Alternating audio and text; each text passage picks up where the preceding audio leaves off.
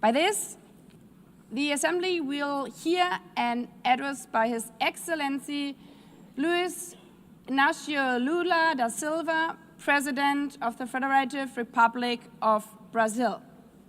I request the protocol to escort His Excellency and invite him to address the Assembly.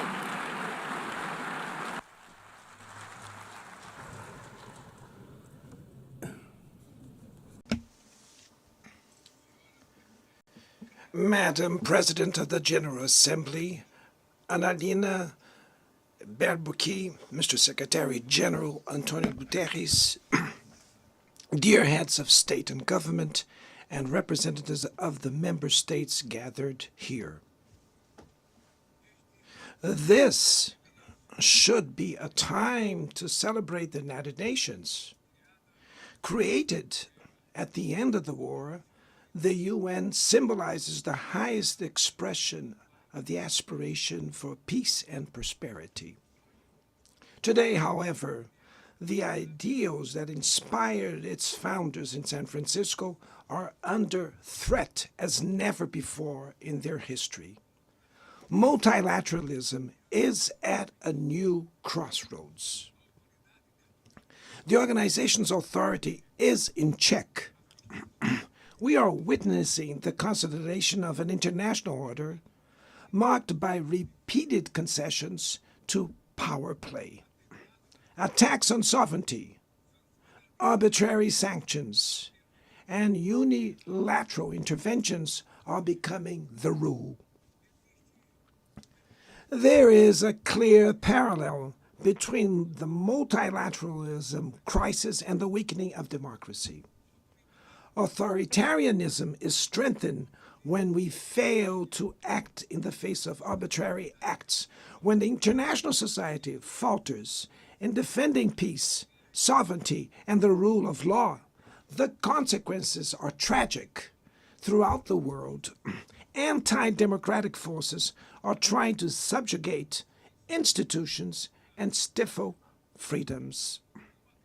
They worship violence, praise ignorance, act as physical and digital militias, and restrict the press.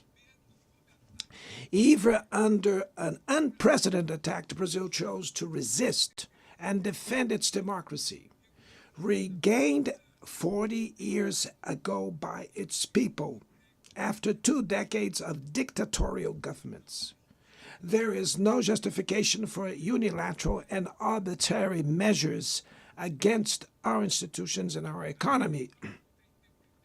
The aggression against the independence of the judiciary branch of power is unacceptable. This interference in domestic affairs is aided by a subservient far right who is nostalgic of past hegemonies.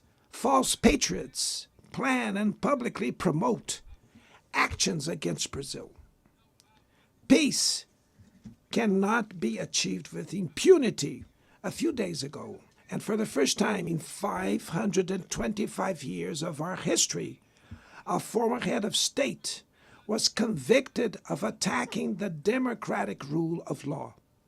He was investigated, indicted, trialed, and held accountable for his actions in a meticulous process. He has the right to defend himself was secured, a prerogative that dictatorships deny to their victims. Before the eyes of the world, Brazil sent a message to all aspiring autocrats and those who support them. Our democracy, our sovereignty are non-negotiable.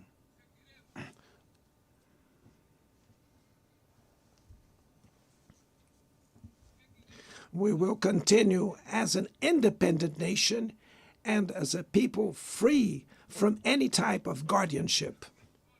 Sound democracies go beyond the electoral ritual.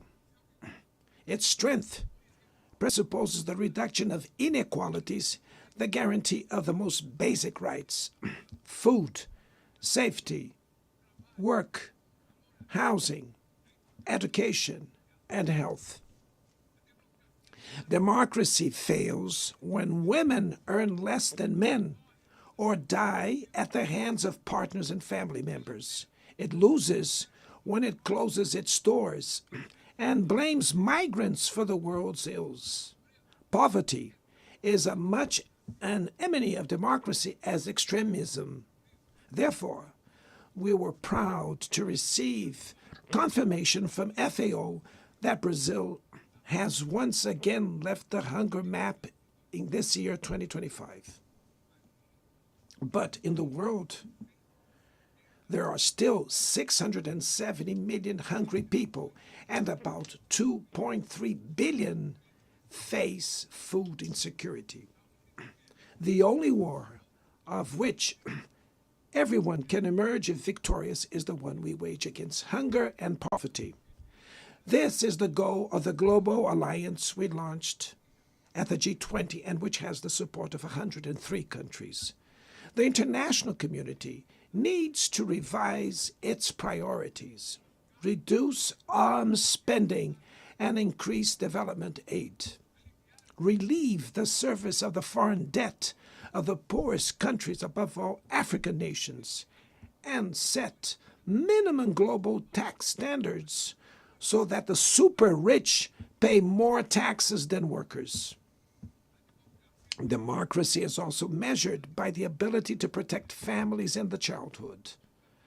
Digital platforms offer possibilities for us to come together in ways we never imagined. But they have been used for sowing intolerance, misogyny, xenophobia, and misinformation. The internet cannot be a land of lawlessness. It's up to governments to protect the most vulnerable. Regulating does not mean restraining freedom of expression. It's about ensuring that what is already illegal in the real world is treated the way in the virtual environment. Attacks on regulation serve to cover up hidden interests and provide shelter for crimes such as fraud, human trafficking, pedophilia, and attacks against democracy. The Brazilian parliament was right to rush to address this issue. Last week, I proudly enacted one of the world's most advanced laws for the protection of children and adolescents in the digital environment. Also, we sent draft bills to the National Congress to foster competition in digital markets and to encourage the installation of sustainable data centers.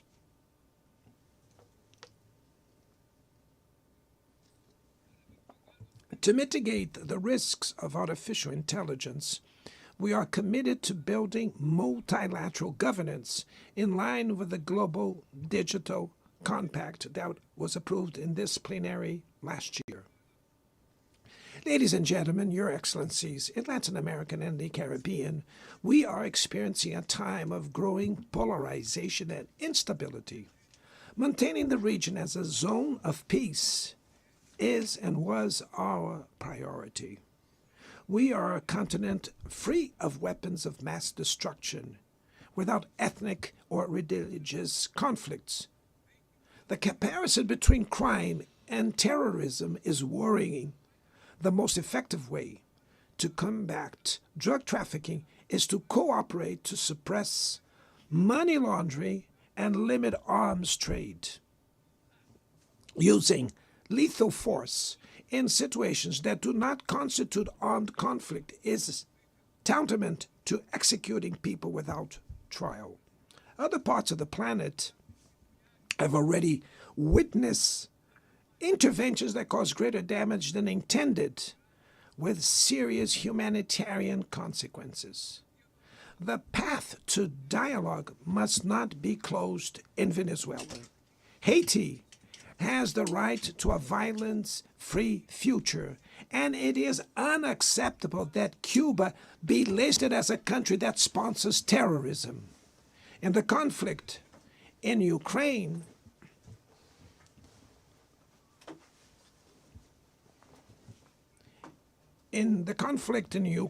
we all already know that there will be no military solution. The recent meeting in Alaska raised hopes for a negotiated way out. It's necessary to pave the way for a realistic solution. This implies taking into account the legitimate security concerns of all parties. The African Initiative and the Friends for Peace group created by China and Brazil can help promote dialogue and a diplomatic solution. No situation is more emblematic of the disproportionate and illegal use of force than the one occurring in Palestine. The terrorist attacks perpetrated by Hamas are indefensible from any angle, but nothing, absolutely nothing, justifies the ongoing genocide in Gaza.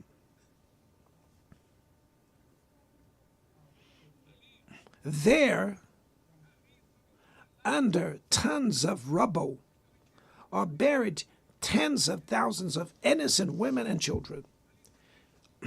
There, we can see that international humanitarian law and the myth of ethical exceptionalism of the West are also being buried there.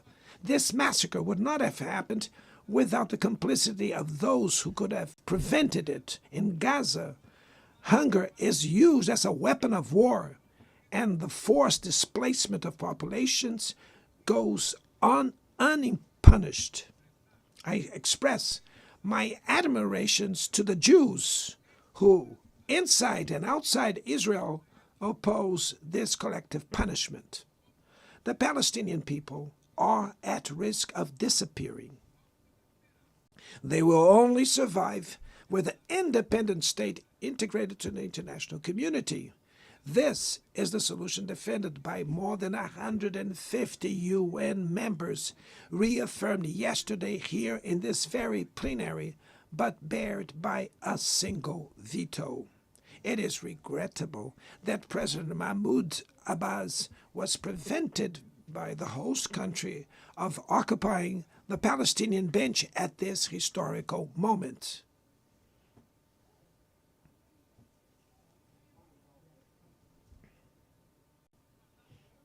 The spread of this conflict to Lebanon, Syria, Iran, Qatar is fueling an unprecedented arms build-up.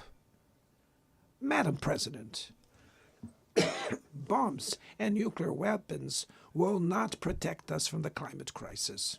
The year of 24 was the warmest already registered.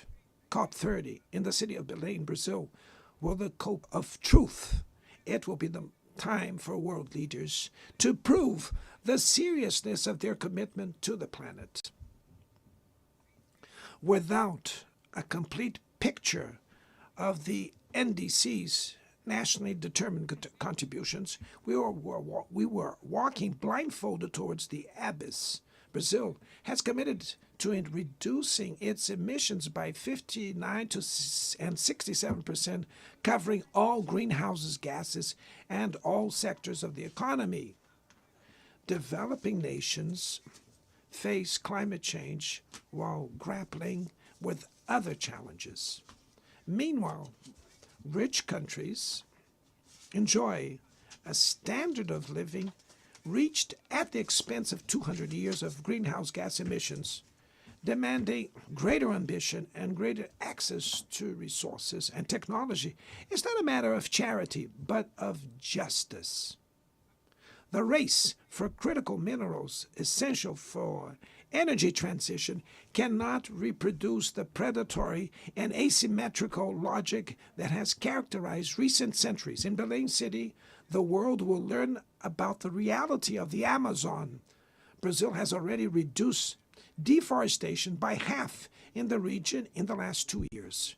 Eradicating it requires ensuring decent living conditions for its millions of inhabitants. Promoting sustainable development is the objective of the Tropical Forest Forever facility, which Brazil intends to launch to compensate countries that keep their forests standing.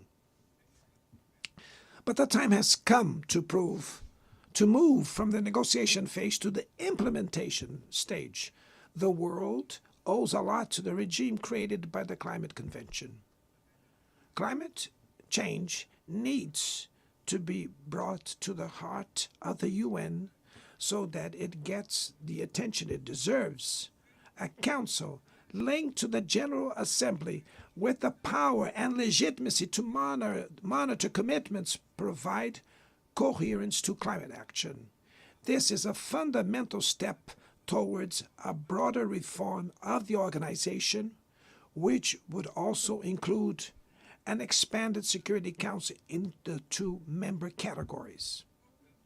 Few areas have worsened as much as the multilateral trading system.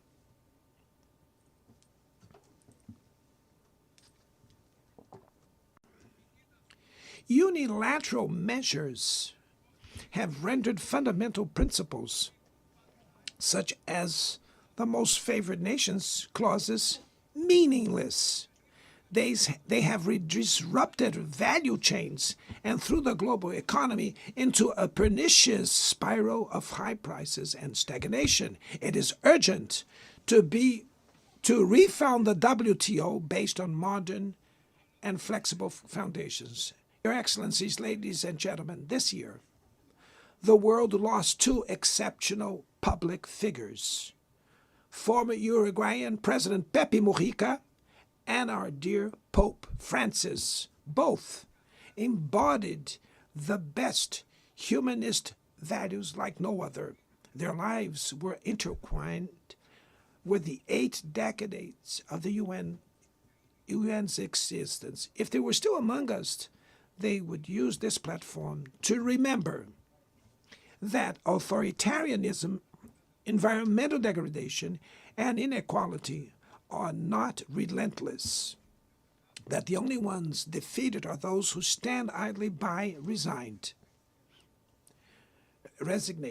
and that we can defeat the false prophets and oligarchs who exploit fear and monetize hate, and that tomorrow is made of daily choices, and it takes courage to act to transform it.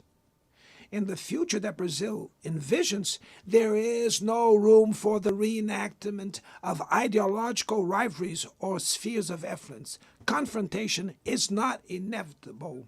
We need leaders with clear visions who understand that the international order is not a zero-sum game. The 21st century will be increasingly multipolar. For it to remain peaceful, it cannot fall to multilateral. Brazil is giving increasing importance to the European Union, the African Union, ASEAN, CELAC, BRICS, and the G20. The voice of the Global South must be heard. The UN has today almost 4 times more members than the 51 who were at its foundation. Our historic mission is to make it once again a barrier of hope and a promoter of equality, peace, sustainable development, diversity, and tolerance. May God bless us all. And thank you very much.